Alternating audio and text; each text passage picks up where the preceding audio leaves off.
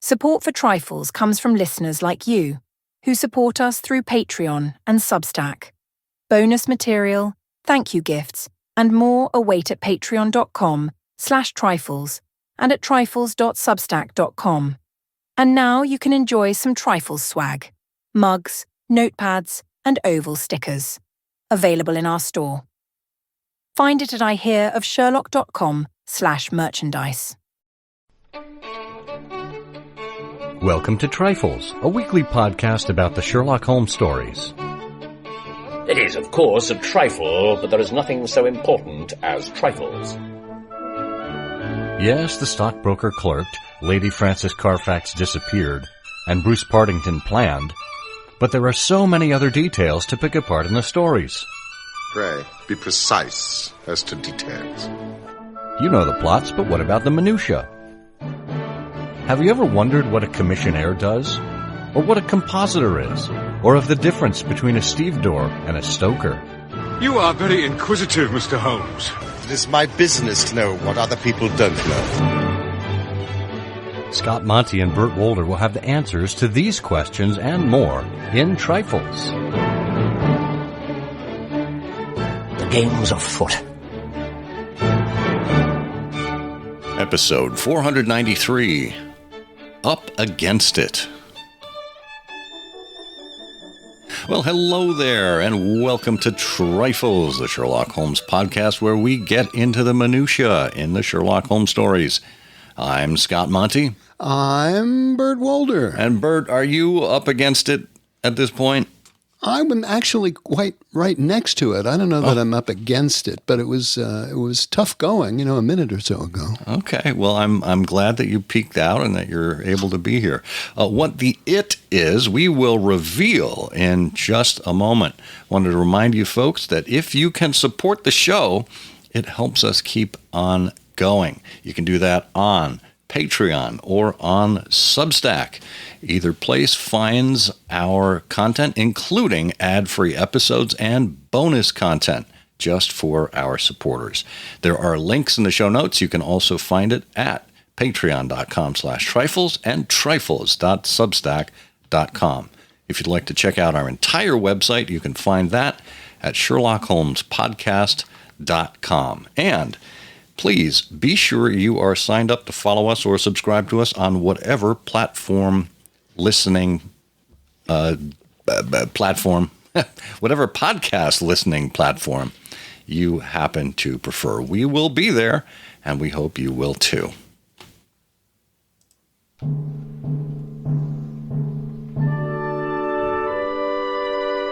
Okay, Burt, when I opened the spreadsheet and I saw the title Up Against It, I wondered, is it up against the wall? Is it up against the door? Is it up against the bus stop? I have no idea. So clue us in. What are we going for here? And then let's get right to it. Well, it gets to Sherlock Holmes's clients as a population. We know that the majority of them are men, and we know that the majority of them were roughly middle-class kind of people. And there were exceptions, obviously, several for the aristocracy and so on. But I came across an observation recently in a discussion where somebody pointed out, there are a group of cases in the world of Sherlock Holmes where the client gets into a particular situation because of their economic circumstances. Their business isn't as successful as they want it to be.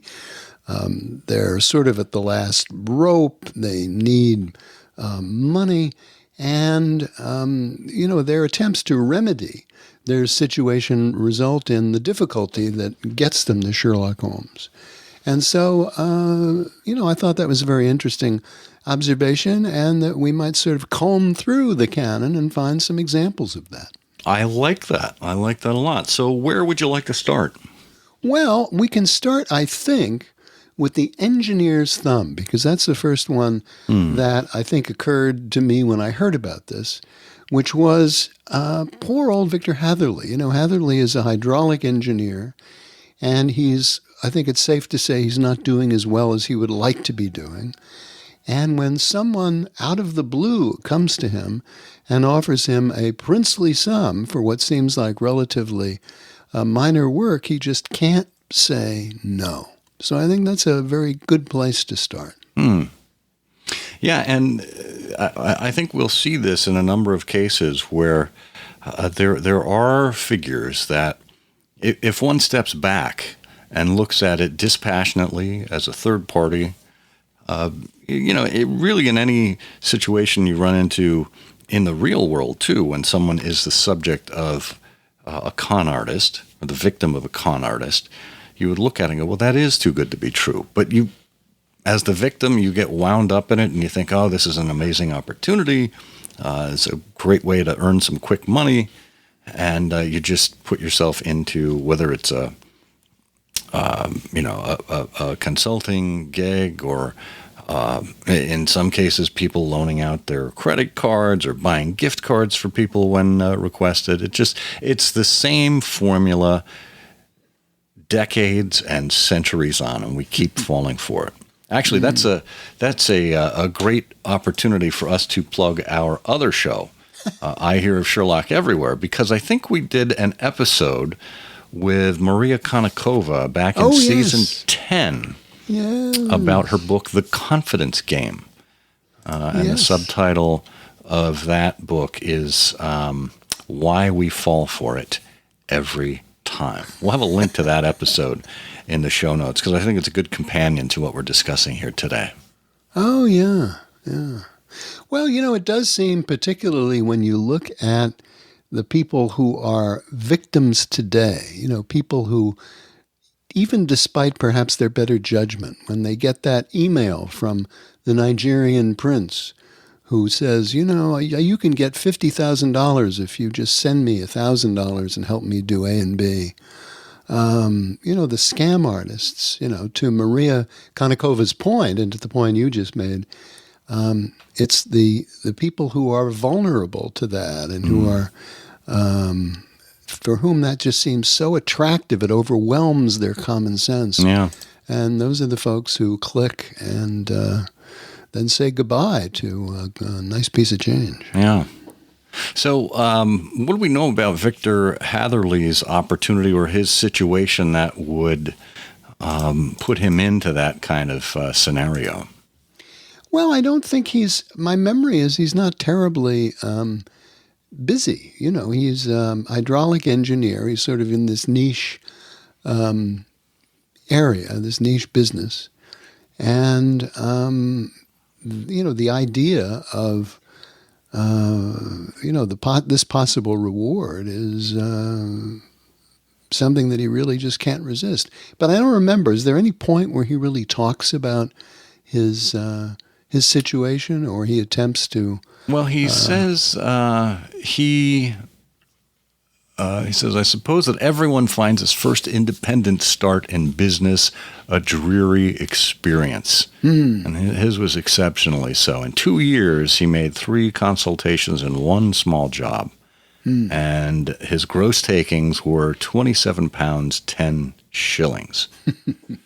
So it's pretty bad as far as independent entrepreneur. And then he was visited by Colonel Lysander Stark, right, who basically had this custom job for him in Eyford in Berkshire. And he said, still, of course, you draw out of the business, plenty of time to do so. I thought 50 guineas, that's what he was going to get, 50 guineas, which is more than twice what he earned over 2 years. So that's hard to turn down when you're in a rough situation like that. Yeah. Well, that's almost like being an impoverished physician somewhere in Portsmouth who suddenly finds himself able to command great fees by writing short stories. He knew what he was doing. Yeah. Well, similarly, we had our friend Jabez Wilson and the Red-Headed League. That was even earlier. That was probably the first instance of a con that we see in the canon. Yes. He that's a good was, of course, he owned a pawn shop, so he's not raking it in. He has to purchase inventory, obviously. He has to pay rent. And I don't think he ever says what his earnings were at his pawn shop, but he did say what he was receiving for his work at the Red-Headed League. £4 a week. £4 a week, which would amount to over $200 a year. Yeah, several hundred a year. Oh. Absolutely. Well, Wilson is one of these people who is sort of doubly and trebly up against it in a way that his attempt to remedy this results in his situation. I mean, for the first point is he's put an advertisement in the newspaper for someone to help him, and he selects Vincent Spaulding largely because A, he's handy, but B, he'll work at half wages. Half wages. That's man. right. That's right. Can't possibly resist that. And so after a month or so, Spaulding has certainly observed Jabez Wilson. And, the idea of an additional several £100 a year and the ability to keep doing what his regular job is just absolutely tailor-made for Jabez Wilson. Impossible to resist, such that when it disappears, he immediately goes to a consulting detective to find out why.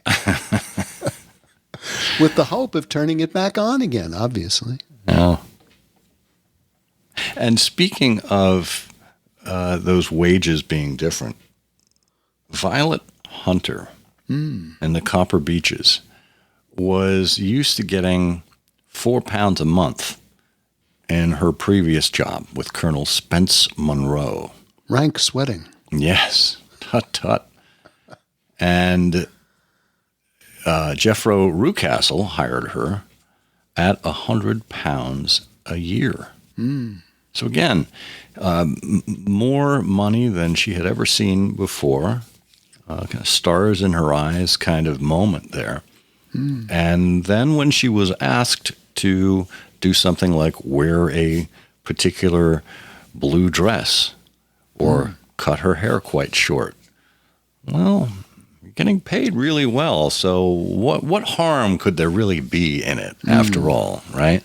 So she was willing to take that risk because she was being paid very well.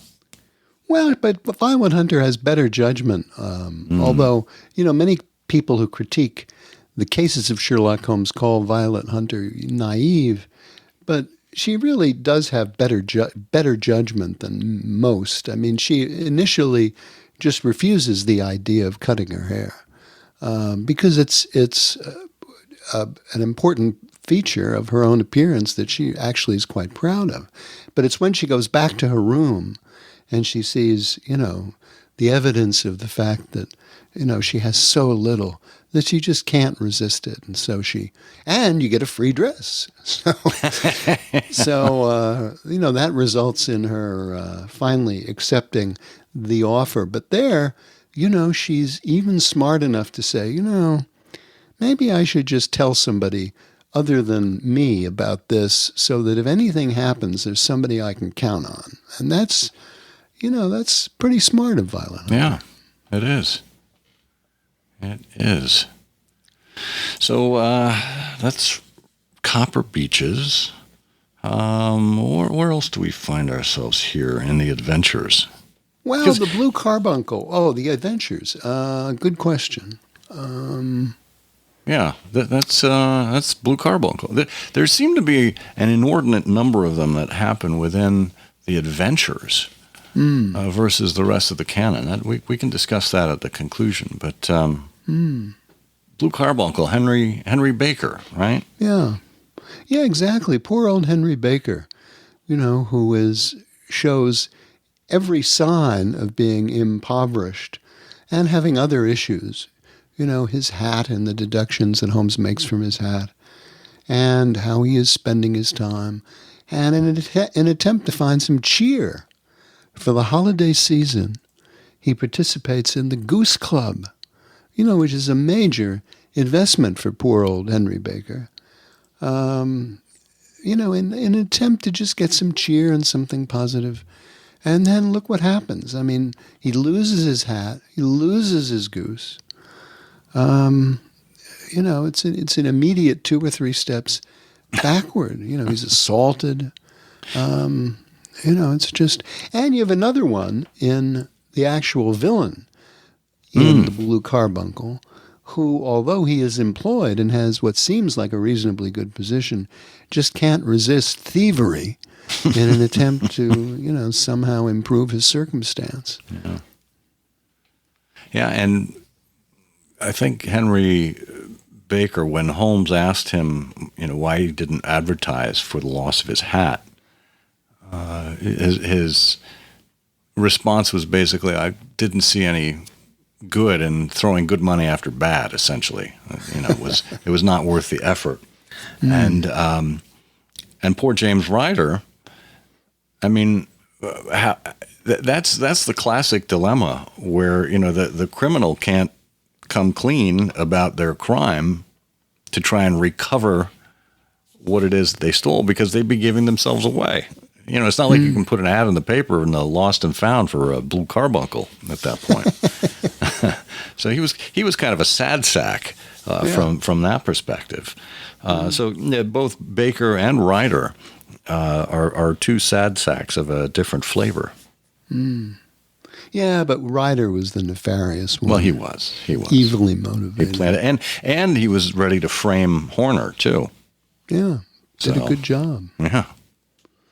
Well, and then that gets us sort of to the stockbroker's clerk. Here in the stockbroker's clerk, we've got another sort of hopefully middle-class professional who's not doing as well as he could be doing and is on his way to a position, but just couldn't resist the idea of this, additional income that just seems to be dropping from the sky.